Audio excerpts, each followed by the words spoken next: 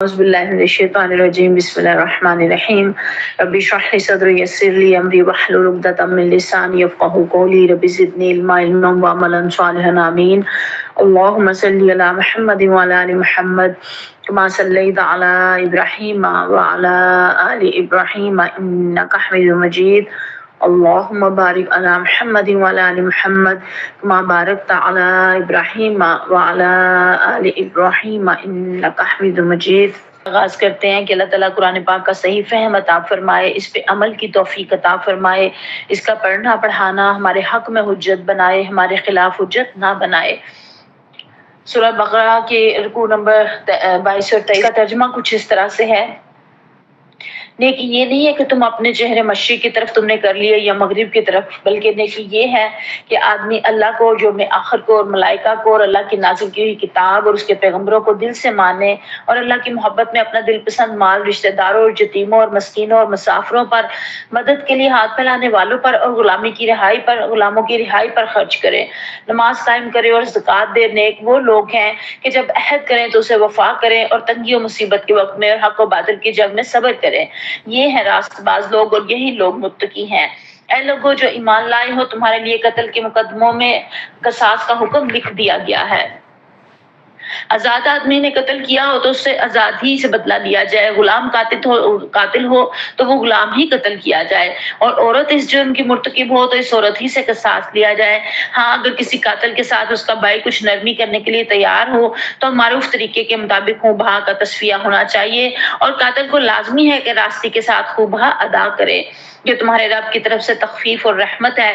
اس پر بھی جو زیادتی کرے اس کے لیے دردناک سزا ہے۔ عقل و خرد رکھنے والوں، تمہارے لیے قصاص میں زندگی ہے، امید ہے کہ تم اس قانون کی خلاف ورزی سے پرہیز کرو گے۔ تم پر فرض کیا گیا ہے کہ جب تم میں سے کسی کی موت کا وقت آئے اور وہ اپنے پیچھے مال چھوڑ رہا ہو تو والدین اور رشتہ داروں کے لیے معروف طریقے سے وصیت کرے، یہ حق ہے متقی لوگوں پر۔ پھر جنہوں نے وصیت سنی اور بعد میں اسے بدل ڈالا تو اس کا گناہ ان بدلنے والوں پر ہوگا، اللہ سب کچھ سنتا اور جانتا ہے۔ البتہ جس کو یہ اندیشہ ہو کہ وصیت کرنے والے نے نادانستہ یا قصداً حق تلفی کی ہے، پھر معاملے سے تعلق رکھنے والوں کے درمیان وہ اصلاح کرے تو اس پر کچھ گناہ نہیں کہ اللہ بخشنے والا اور رحم فرمانے والا ہے۔ اے لوگوں جو ایمان لائے ہو، تم پر روزے فرض کر دیے گئے ہیں جس طرح تم سے پہلے انبیاء کے پیرووں پر فرض کیے گئے تھے۔ اس سے توقع ہے کہ تمہیں تقوی کی صفت پیدا ہوگی۔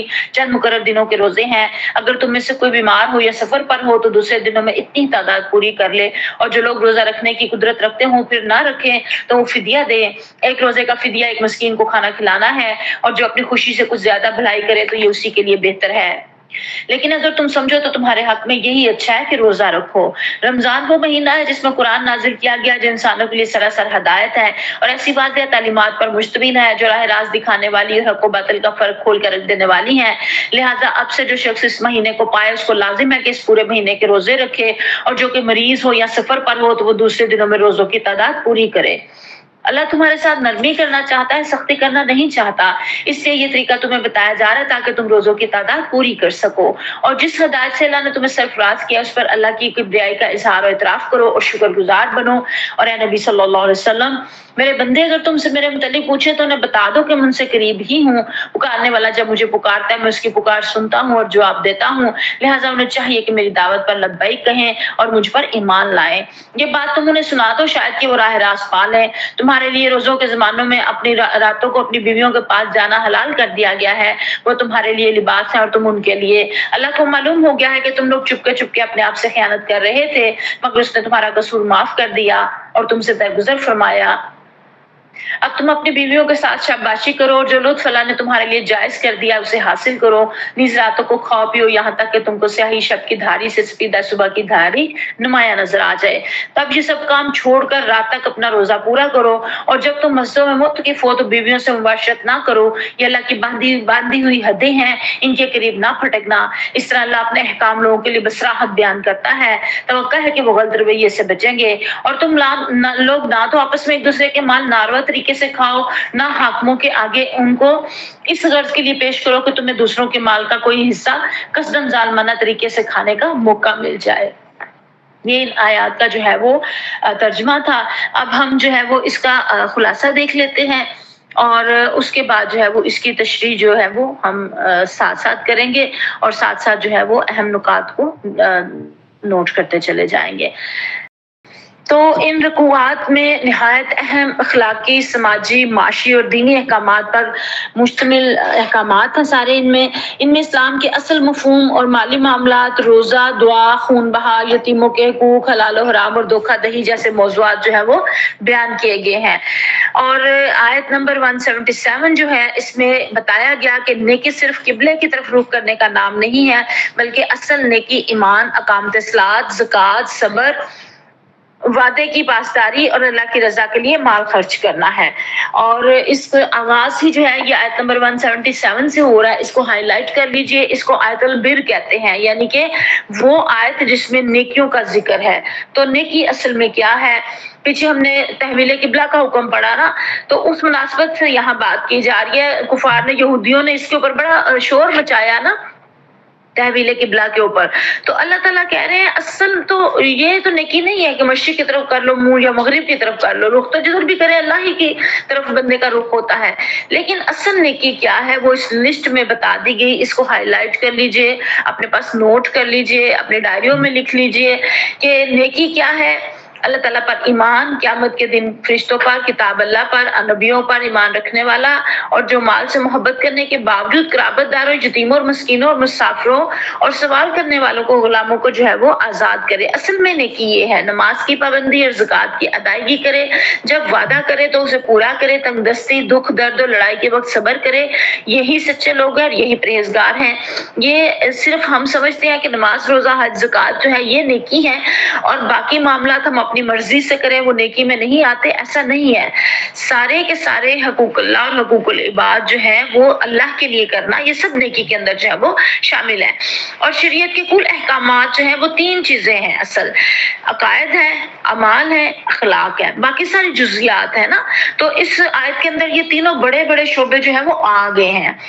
فرمایا جا رہا ہے کہ نیکی کی روح اور حقیقت صرف یہ نہیں کہ آدمی مشرق یا مغرب کی طرف منہ کرے، بلکہ نیکی کی روح کیا ہے کہ اس تک پہنچنے کے سارے ذرائع میں سے ایک ذریعہ ہے جو اللہ تعالیٰ نے طریقہ منتخب کیا، اسی کو اختیار کرو۔ یاد رکھو کبھی راستے اور طریقے منزل نہیں ہوا کرتے، یہ بڑی اہم بات ہے۔ راستے اور طریقے یہ منزل نہیں ہوتے، یہ منزل پہ پہنچنے کا ذریعہ ہوتے ہیں۔ تو پھر اصل نیکی کیا ہے کہ ان راستوں اور طریقوں کو اختیار کرتے ہوئے اللہ کی رضا تلاش کی جائے، اور الفاظ کے گورکھ دندوں میں الجھنے اور ظاہری طریقوں پر اکتفا کر لینے سے مقصود حاصل نہیں ہوا کرتا۔ اسی فلسفے کو نبی اکرم صلی اللہ علیہ وسلم نے بیان فرمایا کہ ایک وقت آئے گا کہ اسلام کے ظاہری ارکان باقی رہ جائیں گے، قرآن کی تلاوت رسم کے طور پر کی جائے گی، لیکن وہ لوگ ہدایت سے خالی ہوں گے۔ اللہ نہ کرے کہ ہمارا شمار ایسے لوگوں میں ہو کہ جو صرف قرآن پڑھنے پڑھانے والے ہوں اور اس میں سے ہدایت اپنے لیے نہ لینے والے ہوں، ہم اس میں سے ہدایت لینے والے ہوں۔ اور پھر کیا ہے کہ نیکی کی روح جو ہے کہ پورے سارے تقاضے جو ہے حقوق اللہ اور حقوق العباد کے، وہ تقاضے سارے ادا کیے جائیں۔ اور پھر مالی قربانی کی قدر و قیمت کا بھی ہمیں پتہ چلتا ہے کہ اس کے نتیجے میں انسان حرص، بخل، ذوف اور خود غرضی سے چھٹکارا پا جاتا ہے، اور اس طرح سے وہ دولت کی محبت سے نجات حاصل کر لیتا ہے، اور اس کے دل میں اللہ کے بندوں کی محبت جو ہے وہ جاگزی ہو جاتی ہے۔ اور یہ چیز جو ہے وہ بالکل اس طرح سے شیخ عبد القادر جیلانی رحمۃ اللہ علیہ کہتے ہیں کہ مال و دولت جو ہے نا وہ دنیا ایسے ہے جیسے پانی ہے، جیسے سمندر کا پانی ہے نا، اور اس پانی کے اندر جو ہے وہ انسان کا دل ایک کشتی کی مانند ہے، انسان کی زندگی ایک کشتی کی مانند ہے۔ تو اگر کشتی پانی کے اوپر تیرتی رہے پھر تو منزل تک پہنچ جاتی ہے، لیکن اگر پانی کشتی کے اندر آ جائے تو کشتی ڈوب جاتی ہے۔ تو اس لیے کہا گیا کہ یہ مال کی محبت اگر دل کے اندر آ جائے تو پھر یہ انسان کو ڈبو دیتی ہے۔ تو اس لیے مجھے اور آپ کو اس کو استعمال ضرور کرنا ہے، یہ بنیادی ضروریات زندگی میں سے ضرورت ہے، لیکن یہ کل نہیں ہے، یہ جز ہے۔ ہم نے اس جز کو، چھوٹے حصے کو کل بنا دیا ہے کہ صرف مال ہی کمانا جو ہے وہ آج کا سب سے بڑا جو ہے وہ بن گیا ہے ٹارگٹ اور مقصد اور گول بن گیا ہے نا، کہ بس مال، یہ کر لو تو اتنا مال کماؤ گے، یہ کر لو تو اتنے لاکھوں ڈالر کماؤ گے، یہ کر لو، ایسے کر لو، ویسے کر لو۔ اور پیارے نے فرمایا تھا کہ ہر امت کے لیے ایک فتنے کی چیز ہے، اور میری امت کے لیے فتنہ جو ہے وہ مال و دولت ہے، اور اس کا استعمال یہ بذات خود برا نہیں ہے، اس کا استعمال اچھا یا برا۔ تو میں نے مثال جو یہاں پہ دے دی، بتا دی آپ کو، تو وہ کشتی اور پانی والی بس ہم یاد رکھیں کہ وہ ہمارے دل کے اندر نہ سمانے پائے۔ استعمال کے لیے اللہ تعالیٰ نے جو ہے وہ یہ چیزیں دی ہیں۔ پھر ایمان کی تکمیل، مال کی محبت کے باوجود اللہ تعالیٰ کی رضا کی خاطر رشتہ داروں، یتیموں، مسکینوں، مسافروں، سوالیوں اور غلاموں پر آزادی کے ساتھ ان کی آزادی کے اوپر جو ہے وہ خرچ کرنا، یہ جو ہے وہ ایمان کی تکمیل ہے۔ یہاں پہ اس آیت کے اندر جو ہے وہ ہمیں بتایا گیا، اور ہمیں اس سے جو ہے وہ پتہ چلتا ہے۔ اور نماز پھر جو ہے وہ انسان کو بار بار رب سے تعلق کو مضبوط بناتی ہے، اور بندگی رب کی طرف انسان جو ہے وہ آتا ہے، اور اس کے باقی کے سارے معاملات بھی جو ہے وہ درست ہوتے چلے جاتے ہیں، اور حقوق اللہ کے بعد حقوق العباد ادا کرنا اس کے لیے آسان ہو جاتا ہے۔ ورنہ یہ آسان نہیں ہے نا، اس راستے میں ہزاروں رکاوٹیں پیش آتی ہیں، اور ساری رکاوٹوں کا مقابلہ صبر کے ساتھ کرنا پڑتا ہے۔ اللہ کی اطاعت پر جم جانا بھی صبر ہے، تنگی، مصیبت اور شدت میں صبر ہے، فقر و فاقہ میں صبر ہے، بیماری اور کمزوری میں صبر ہے، نقصان اور سامان کی کمی میں صبر ہے، جہاد میں صبر ہے۔ یہ ساری جتنی نیکیاں ہیں ان میں صبر کی ضرورت پیش آتی ہے، اور برائی سے بچنے کے لیے بھی جو ہے وہ صبر کی ضرورت پیش آتی ہے۔ تو یہ آیت مجھے اور آپ کو بہت ساری چیزوں کی طرف ہماری جو ہے وہ توجہ دلا رہی ہے۔ اور پھر اگلی جو آیت ہے اس میں اللہ تعالیٰ فرما رہے ہیں آیت نمبر 178 میں کہ اے لوگوں جو ایمان لائے ہو، تمہارے لیے قتل کے مقدموں میں قصاص کا حکم لکھ دیا گیا ہے۔ قصاص کیا ہے؟ یعنی خون کا بدلہ، کہ ایک آدمی کے ساتھ وہی کچھ کیا جائے جو اس نے دوسرے آدمی کے ساتھ جو ہے وہ کیا ہے۔ یہ نہیں ہے کہ جیسے اس نے اس کو قتل کیا اس طریقے سے کیا جائے، بلکہ جو آزاد آدمی اگر قتل ہو تو آزادی اس کے بدلے میں ہو، غلام ہو تو غلام ہی قتل کیا جائے، عورت ہو تو اس کے بدلے میں عورت ہی ہو۔ تو یہاں ساتھ یہ بھی کہہ دیا کہ ہاں اگر کسی قاتل کے ساتھ اس کا بھائی کچھ نرمی کرنے کے لیے تیار ہو تو معروف طریقے کے مطابق خون بہا کا تصفیہ ہونا چاہیے، اور قاتل کو لازمی ہے کہ راستے کے ساتھ خون بہا ادا کرے۔ اب یہاں بھائی کیا کہ جو ہے وہ نرمی لطیف طریقے سے نرمی کی بھی سفارش کر دی، یعنی کہ جس نے مارا ہے تو تمہارا دینی بھائی نا، تو اس کے ساتھ بھی جو ہے وہ اچھا ہی سلوک بہرحال جو ہے وہ کیا جائے۔ اور یہاں جو کہا گیا نا کہ ذات کے بدلے ذات اور غلام کے بدلے غلام، تو جاہلیت کے زمانے میں لوگوں کا طریقہ تھا کہ ایک قوم کا، ایک قبیلے کا کوئی ایک آدمی اگر مر جاتا تو وہ دوسرے ہے کہ کئی اس کے بدلے میں مار دیتے، اور جتنا وہ اپنے آدمی کی جان کو قیمتی سمجھتے اتنے ہی زیادہ دوسرے ایک کا بدلہ 20 سے سینکڑوں سے جو ہے وہ لے لیتے۔ تو یہاں بتایا گیا کہ جو مارا جائے گا اس کا بدلہ بس وہی ہوگا۔ آپ دیکھیں نا 9/11 کا چاہے آج خود تصنیف کیا گیا تھا سارا معاملہ، لیکن کیا کیا اس کے بدلے میں کتنے چند افراد کے بدلے میں جو انہوں نے جو ہے وہ کتنے زیادہ افغانستان کے اوپر کس طرح سے حملہ کیا، اور کتنے افراد جو ہے وہ مارے، اور ایک شخص کے پیچھے انہوں نے کتنا زیادہ جو ہے وہ فساد برپا کیا اور قتل و غارت جو ہے وہ انہوں نے کی۔ تو یہ مہذب کہلاتے ہیں، یہ مہذب لوگ کہلاتے ہیں، اور اسلام اصل مہذب ہے، اور وہ بتاتا ہے کہ ایک جو ہے اس کے بدلے میں تم 100 اور 1000 کو نہیں مار سکتے، بلکہ اس ایک کے بدلے میں ایک ہی جو ہے وہ ہوگا۔ اور پھر اگلی جو ہے اللہ تعالیٰ کہتا ہے یہ تمہارے رب کی طرف سے تخفیف اور رحمت ہے، اور اس پر بھی جو زیادتی کرے اس کے لیے دردناک عذاب ہے، اللہ تعالیٰ معاف فرمائے۔ اور پھر اللہ تعالیٰ کہتے ہیں عقل و خرد رکھنے والوں تمہارے لیے قصاص میں زندگی ہے، امید ہے کہ اس قانون کی خلاف ورزی سے جو ہے تم پرہیز کرو گے۔ یہاں پہ یہ میرے اور آپ کے لیے جو ہے بتا دیا گیا کہ عقل و خرد رکھنے والوں کے لیے قرآن پاک میں نا یا اولو الالباب کے الفاظ بار جگہ پہ آتے ہیں، اور وہ ہمیں بتاتے ہیں کہ قرآن سے نصیحت بھی حاصل جو ہے وہ عقل مند ہی کرتا ہے۔ اور پھر کہا گیا کہ قصاص میں تمہارے لیے زندگی ہے، اس باعث تم قتل ناحق سے جو ہے وہ رکو گے۔ تو ان آیات میں متقین کی صفات میں یہ بات بھی شامل ہے کہ معاشرے کو جرائم سے بچانے کے لیے وہ اسلام کے حدود و قصاص کا نظام نافذ کریں۔ یہی تقوی کا اصل تقاضا ہے۔ ہم اس کو تقوی کا حصہ نہیں سمجھتے، ہم اس کو جو ہے وہ اس قانون کو اپنی شریعت کا حصہ نہیں سمجھتے، ہم اس کو دنیا داری کے قانون کے مطابق چلاتے ہیں۔ اب یہاں پہ جو اللہ تعالیٰ نے یہ مجھے اور آپ کو اتنا خوبصورت نظام دیا ہے، اب یہاں دیکھیں کہ یہودیوں کا نقطہ نگاہ کیا تھا کہ وہ اینٹ کا جواب پتھر سے دینا چاہتے تھے، اور ان کے برعکس انجیل کی تعلیم میں تھا کہ اگر تم پر کوئی زیادتی کرے اس سے بدلہ لینے کی بجائے دوسرے چہرے کا دوسرا رخ بھی اس کے آگے جو ہے وہ پیش کر دینا چاہیے۔ یعنی کہ یہودیت میں بہت زیادہ سختی انہوں نے اختیار کر لی، اور عیسائیت میں انہوں نے نرمی اختیار کر لی۔ تو اسلام دونوں قسم کی فلسفی کے درمیان کا راستہ اختیار کرتا ہے کہ کوئی شخص کسی کو عمدن قتل کرتا ہے تو مقتول کے وارثوں کو 3 باتوں میں سے ایک کو اختیار کرنے کا حق دیا ہے۔ ایک تو یہ کہ قتل کے بدلے قتل، دوسرا قتل کے بدلے دید، اور تیسرا قاتل کو معاف کر دینا۔ اب یہ بھی ضروری ہے کہ یہ کام عدالت یا ذمہ دار اتھارٹی کے ذریعے ہونا ضروری ہے، یہ ہر فرد اٹھ کے خود سے نہیں کرے گا، نہ کر سکتا ہے۔ اور پھر 2 ٹوک الفاظ میں قرآن پاک میں ظلم کا تدارک کیا گیا کہ جو قتل کرے گا وہی قتل کے بدلے میں قتل کیا جائے گا، چاہے وہ کسی بھی حیثیت کا ہو۔ یہ نہیں ہے کہ کسی بڑی حیثیت کے فرد کو جو ہے وہ قتل کیا گیا ہے تو جو ہے وہ آپ اس کے بدلے میں کسی اور کو جو ہے وہ بہت زیادہ افراد کو جو ہے وہ مار دیں، اس طرح کا نہیں یہاں پہ بات جو ہے وہ کی گئی ہے۔ اور پھر وصیت کی بات ہے کہ کوئی فرض کر دیا گیا تم پر کہ جب تم میں سے کوئی مرے اور مال چھوڑ جاتا تو اپنے ماں باپ اور قرابت داروں کے لیے اچھائی کے ساتھ وصیت کر جائے۔ پرہیزگاروں پر یہ حق، اور حقاً علی المتقین، پرہیزگاروں کے اوپر جو ہے یہ حق ہے۔ اب یہاں پہ وصیت کا حکم آپ جانتے ہیں کہ اس کی باقی احکامات جو ہے وہ سورہ نساء کے اندر تفصیل کے ساتھ آئے ہیں، اور یہاں پہ حکم یہ اس زمانے میں دیا گیا تھا کہ جبکہ وراثت کی تقسیم کے لیے بھی کوئی قانون نہیں مقرر ہوا تھا، اس وقت ہر شخص پر لازم کیا گیا کہ اپنے وارثوں کے ذریعے بذریعہ وصیت مقرر کر جائے تاکہ اس کے مرنے کے بعد نہ تو خاندان میں جھگڑے ہوں، نہ کسی حقدار کی حق تلفی ہونے پائے۔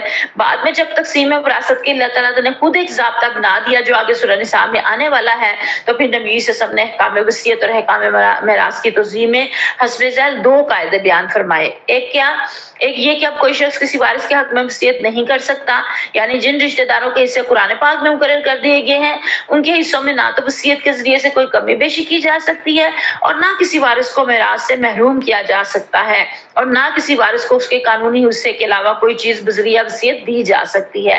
اور دوسرا یہ کہ وصیت کل جائیداد کے صرف 1/3 حصے کی حد تک کی جا سکتی ہے، سارے مال کے اندر نہیں آپ کر سکتے۔ اور یہ بھی نہیں کر سکتے کہ کوئی شخص آپ کو ناپسندیدہ ہے، کوئی بیٹا، کوئی بیٹی، کوئی جو ہے وہ بیٹے کی بیوی یا کوئی اس طرح سے، تو آپ جو ناپسندیدہ ہے اس سے آپ جو ہے وہ اس کو حق نہ دیں، اور جو پسندیدہ ہے اس کو سارا مال دے دیں، اس طرح سے نہیں آپ کر سکتے۔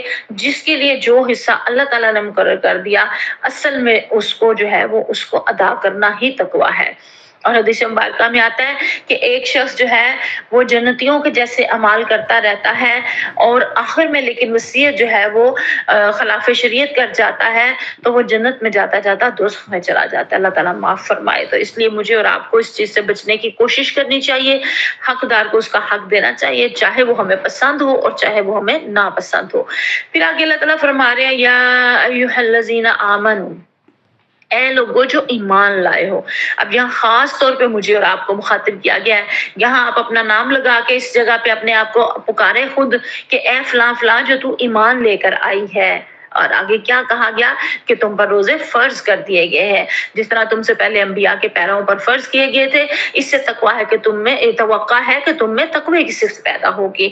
اب یہاں دیکھ لیں کہ ہمیں بتا دیا گیا کہ روزے اس لیے فرض کیے گئے ہیں تاکہ تمہارے اندر جو ہے وہ تقوی کی جو صفت جو ہے وہ پیدا ہو۔ اور تقوی آپ جانتے ہیں، آپ روزوں والی اپنی کیفیات کو دیکھیں، سوچیں نا ذرا، ان دنوں کے دن رات اور ان دنوں کا شیڈول، اور ان دنوں میں اپنے دل کی اور ایمان کی کیفیت، اور آج کی دل کی ایمان کی کیفیت ذرا دیکھیں کتنی فرق ہوگی، آپ کو خود محسوس ہوگا۔ مجھے گروپ میں لکھ کے بتائیے کہ کیا محسوس ہو رہا ہے اس سے اور اب سے، آپ کو نا کیا فیلنگز اور کیا فرق ہے بھلا۔ اب یہاں اس وقت، اور یہ روزہ جو ہے وہ ظاہر رب کا قرب دیتا ہے انسان کو، ہر وقت یہ خیال رہتا ہے کہ میرا رب مجھے دیکھ رہا ہے، وہ کچھ کھاتا نہیں ہے پیتا نہیں ہے کہ میرا رب مجھے دیکھ رہا ہے، حالانکہ رب تو عام روٹین میں بھی دیکھ ہی رہا ہوتا ہے، لیکن روزے سے وہ ایک خاص کیفیت ہمارے دل دماغ میں جو ہے وہ پیدا ہوتی ہے۔ اور اب یہاں پہ جو ہے وہ کہا گیا کہ جیسے تم پہ پہلے پیراؤں پہ فرض کیے گئے تھے، یعنی کہ صرف تمہارے لیے روزے فرض نہیں ہوئے، تم سے پہلے بھی جو انبیاء کے ماننے والے، ان کے پیچھے چلنے والے تھے، ان کے اوپر بھی جو ہے وہ فرض کیے گئے تھے۔ پھر آگے بتایا گیا کہ چند مقرر دنوں کے روزے ہیں، کوئی بیمار ہو، سفر پر ہو تو دوسرے دنوں میں تعداد پوری کر لے، اور جو نہ رکھ سکتا ہو روزہ تو وہ فدیہ دے۔ تو یہ پہلے آپ جانتے ہیں کہ اسلام کے اکثر احکام میں روزے کی طرح فرضیت میں بتدریج جو ہے وہ عائد کی گئی ہے۔ اور یہاں پہ نبی کریم صلی اللہ علیہ وسلم نے ابتدا میں مسلمانوں کو صرف ہر مہینے 3 دن کے روزے رکھنے کی ہدایت فرمائی تھی، مگر یہ روزے فرض نہ تھے۔ پھر 2 ہجری میں روزوں کے فرضیت کا حکم قرآن میں آیا، تو پھر اس میں اتنی رعایت رکھی گئی کہ جو لوگ روزے کو برداشت کرنے کی طاقت رکھتے ہوں اور پھر بھی روزہ نہ رکھیں، وہ ہر روزے کے بدلے ایک مسکین کو کھانا کھلا دیا کریں۔ بعد میں پھر دوسرا حکم نازل ہوا اور یہ عام رعایت جو ہے وہ منسوخ کر دی گئی۔ پھر کون سی رکھی گئی؟ مریض اور مسافر جو ہے وہ حاملہ یا دودھ پلانے والی عورت اور ایسے بوڑھے لوگ جن میں روزے کی طاقت نہ ہو، اس رعایت کو بدستور رہنے دیا گیا، اور باقی سب کے لیے یہی کہ روزہ ہی رکھیں، اور جو روزے چھوٹ جائیں ان کی قضا جو ہے وہ ادا کرنے کا ہے۔ اور فدیہ کیا بتایا کہ 1 سے زیادہ آدمیوں کو کھانا کھلائے یا روزہ بھی رکھے اور مسکین کو کھانا بھی کھلائے، یعنی کہ اگر زیادہ کریں گے تو اللہ تعالیٰ نے اس کو جو ہے پسند کیا۔ اچھا، یہ ساری رحمتیں، برکتیں اور یہ سارا کچھ کس لیے؟ اس لیے کہ رمضان وہ مہینہ ہے جس میں قرآن نازل کیا گیا۔ یہ اس کی فضیلت اور اہمیت اور برکت اور یہ سب اس وجہ سے ہے کہ اللہ تعالیٰ نے انسانوں کے ساتھ جو ہے وہ احسان کا معاملہ، رحمت اور کرم کا معاملہ فرمایا، اور مجھے اور آپ کو اندھیروں میں بھٹکنے کے لیے نہیں چھوڑا، بلکہ نور دیا، النور دیا، روشنی دی، جو انسانوں کے لیے سراسر ہدایت ہے اور واضح تعلیمات پر مشتمل ہے، جو راہ راست دکھانے والی اور حق و باطل کا فرق جو ہے وہ کھول کے رکھ دینے والی ہے۔ اور پھر بتایا گیا کہ جو شخص بھی اس مہینے کو پائے لازم ہے اس پورے مہینے کے روزے رکھے، اور مریض یا مسافر کے لیے یہاں پہ جو ہے وہ اجازت دی گئی ہے۔ اور حضرت عمر فاروق رضا کی روایت ہے کہ ہم نبی صلی اللہ علیہ وسلم کے ساتھ 2 مرتبہ رمضان میں جنگ پر گئے، پہلی مرتبہ جنگ بدر میں اور آخری مرتبہ فتح مکہ کے موقع پر، اور دونوں مرتبہ ہم نے روزے چھوڑ دیے۔ تو پیارے نبی صلی اللہ علیہ وسلم نے فتح مکہ کے موقع پہ جو ہے فرمایا، یعنی دشمن سے مقابلہ درپیش ہے، روزے چھوڑ دو تاکہ تمہیں لڑنے کی قوت حاصل ہو۔ اور صحابہ کرام میں سے کچھ صحابہ کرام ایسے تھے کہ جو روزہ چھوڑ دیتے تھے جنگ کی کنڈیشن میں، اور کچھ نہیں چھوڑتے تھے، تو دونوں کو ایک دوسرے پہ کوئی بھی جو ہے وہ کسی کو کچھ بھی نہیں کہتا تھا، تو جو چھوڑ سکتا تھا وہ چھوڑ دیتا تھا، جو رکھ سکتا تھا وہ رکھ لیتا تھا۔ تو لیکن پھر یہ بعد میں پھر ان کی جو ہے وہ قضا ہے۔ اور ساتھ ہی اللہ تعالیٰ نے کیا کہہ دیا، یرید اللہ بکم اليسر ولا یرید بکم العسر، کہ اللہ تمہارے ساتھ نرمی کرنا چاہتا ہے، سختی کرنا نہیں چاہتا۔ یہ اللہ تعالیٰ کی بڑی خاص رحمت اور کرم ہے کہ وہ ہمارے ساتھ نرمی کا معاملہ کرنا چاہتا ہے، سختی کا معاملہ جو ہے وہ نہیں کرنا چاہتا۔ یہ اللہ تعالیٰ کا خاص احسان اور کرم ہے۔ اور پھر اللہ فرماتے ہیں کہ جس ہدایت سے اللہ نے تمہیں سرفراز کیا، اس پر اللہ کی کبریائی کا اظہار و اعتراف کرو اور شکر گزار بنو، وَلَعَلَّكُمْ تَشْكُرُونَ۔ مجھے اور آپ کو بہت زیادہ شکر گزاری کرنی ہے، اور شکر گزاری کی صورت کیا ہے کہ جو نعمتیں منعم نے دی ہیں، نعمت دینے والے نے دی ہیں، وہ نعمتیں اسی کے راستے میں لگائی جائیں۔ یہ سب سے زیادہ اس کے شکر کی ایک جو ہے وہ شکل ہے۔ اور اے نبی صلی اللہ علیہ وآلہ وسلم، میرے بندے اگر تم سے میرے متعلق پوچھے تو انہیں بتا دو کہ میں ان سے قریب ہی ہوں، پکارنے والا جب مجھے پکارتا ہے میں اس کی پکار سنتا ہوں اور جواب دیتا ہوں، لہٰذا انہیں چاہیے کہ میری دعوت پر لبیک کہیں، مجھ پر ایمان لائیں، یہ بات انہیں سنا دو شاید کہ وہ راہ راست پا لیں۔ اب یہاں دیکھیں رمضان کی بات ہو رہی ہے، تو ساتھ ہی جو ہے وہ دعا کا آ گیا کہ میرے بندے اگر تم سے پوچھے تو ان کو ساتھ ہی جو ہے وہ بتا دو، یعنی کہ اللہ اپنے بندے کے اس قدر قریب ہے، فَإِنِّي قریب، کہ جو بندہ ابھی سوچتا بھی ہے تو وہ اللہ تعالیٰ کو پہلے جو ہے وہ خبر ہو جاتی ہے۔ تو ضرورت نہیں ہے کہ جو ہے وہ درمیان میں اور جو ہے وہ چیزیں آئیں، بلکہ کوئی بھی کسی کے بھی واسطے وسیلے کی ضرورت نہیں ہے. اللہ تعالیٰ قریب ہے اور دعا کو سن رہا ہے. اور یہ آپ سب جانتے ہیں، حدیث مبارکہ میں آتا ہے دعا کی قبولیت کے 3 جو ہے وہ طریقے ہیں. ایک تو دعا ایز اٹ از قبول ہو جاتی ہے، دوسرا اللہ تعالیٰ کوئی قضا آ رہی ہوتی ہے اس کو ٹال دیتے ہیں، اور تیسرا قیامت کے دن اللہ تعالیٰ کے ہاں ذخیرہ ہوں گی اتنے بڑے پہاڑ کی شکل میں نیکیاں کہ بندہ جب وہ پہاڑ دیکھے گا تو کہے گا اللہ تعالیٰ یہ میری کون سی والی نیکیاں ہیں. تو اللہ تعالیٰ کہیں گے یہ تمہاری وہ دعائیں ہیں جو میں نے دنیا میں نہیں قبول کی، میں نے تمہارے لیے یہاں اکٹھی کر کے اجر ان کا رکھا. تو بندہ کہے گا دیکھ کے کہ کاش کے دنیا میں میری کوئی دعا ہی نہ قبول ہوئی ہوتی اور ساری میری یہاں مجھے مل جاتی. یعنی کہ اس وقت اس قدر زیادہ ضرورت ہوگی انسان کو جو ہے وہ نیکیوں کی.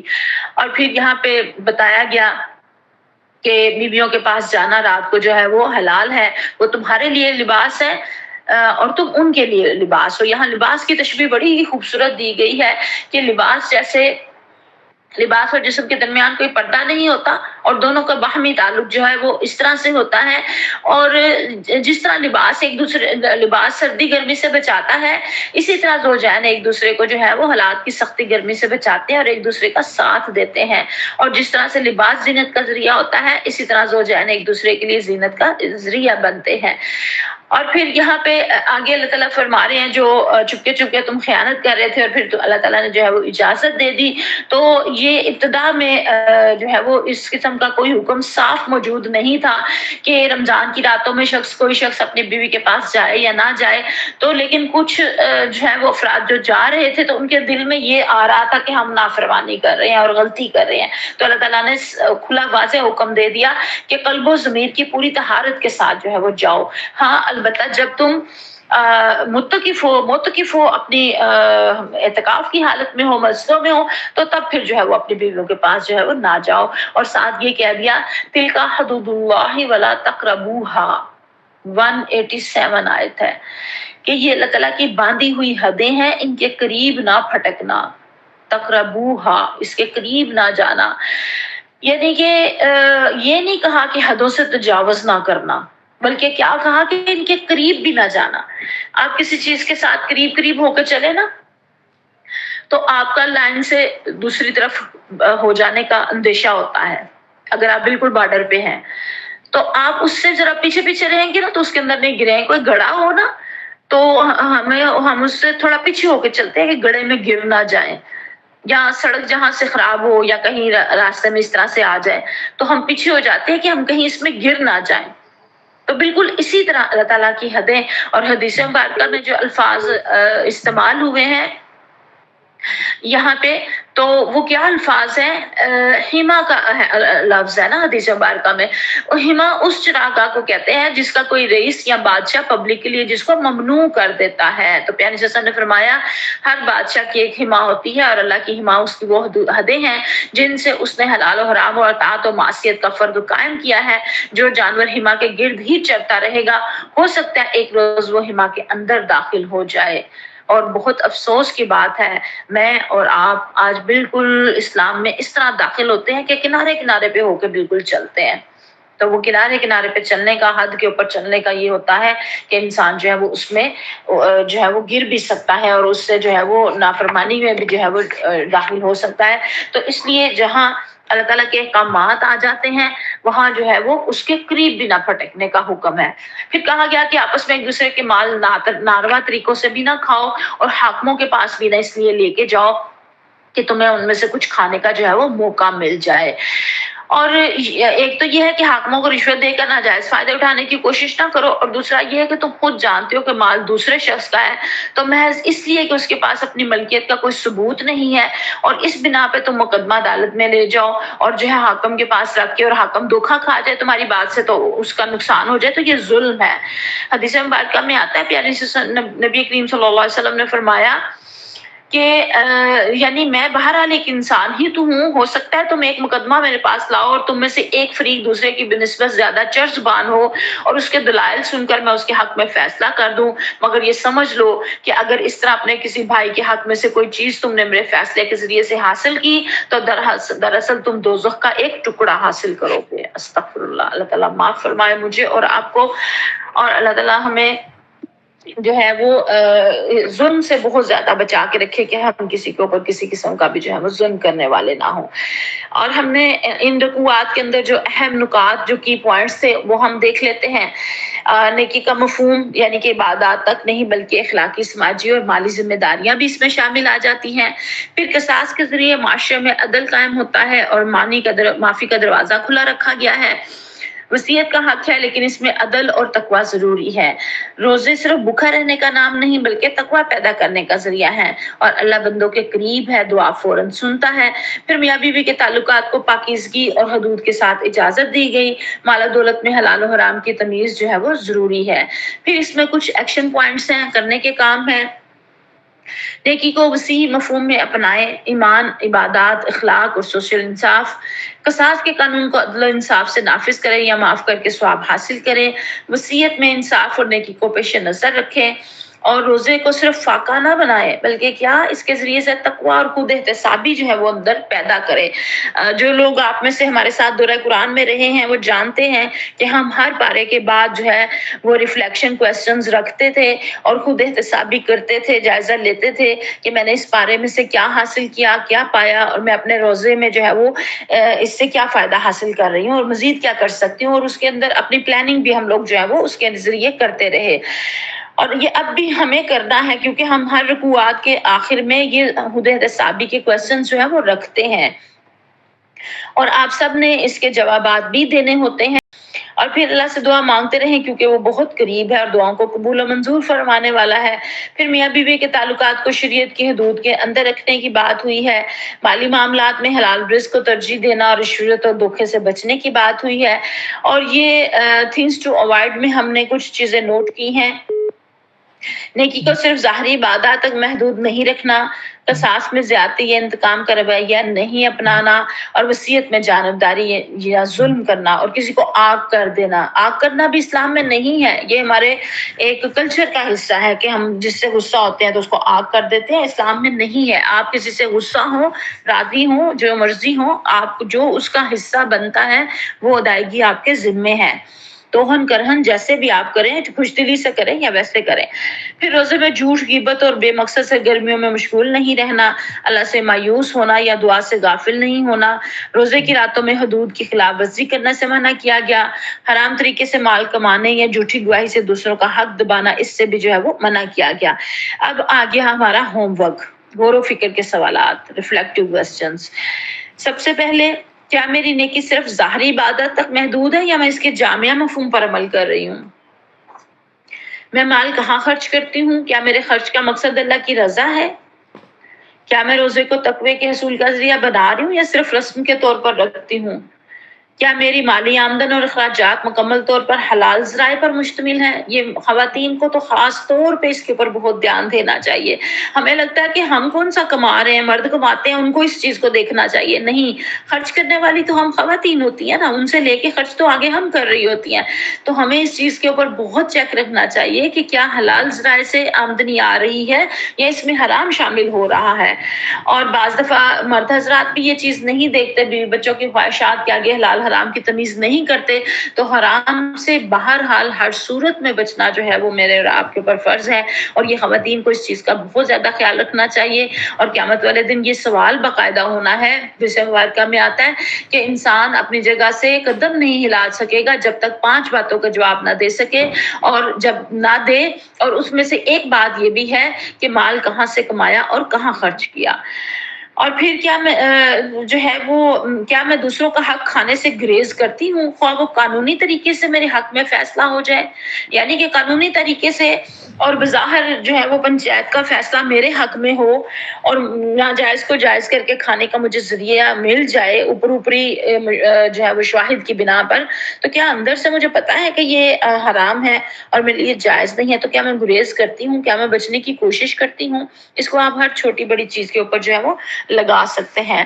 اللہ تعالیٰ مجھے اور آپ کو بہت زیادہ ان آیات کے اوپر عمل کی توفیق عطا فرمائے. ہمارا سیرت و کردار کو اللہ تعالیٰ اس کے مطابق ڈھال دے. وآخر دعوانا الحمدللہ رب العالمین.